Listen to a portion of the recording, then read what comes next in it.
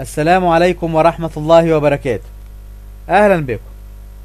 إن شاء الله هذه الحلقة هتكون بعنوان من كتب إنجيل يوحنا.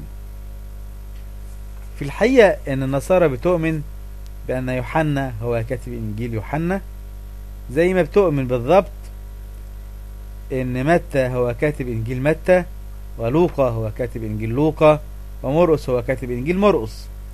لكن لا يوجد أي دليل أبدا على هذا الكلام.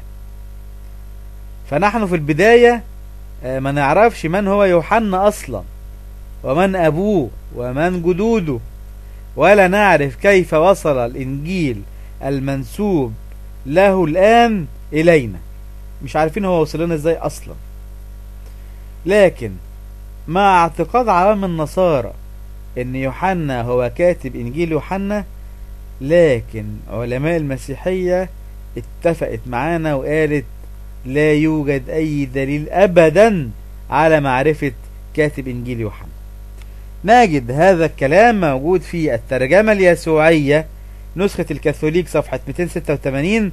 يقول النص: إن المؤلف وتاريخ وضع الإنجيل الرابع اللي هو إنجيل يوحنا لا يوجد أي دليل واضح عليهما.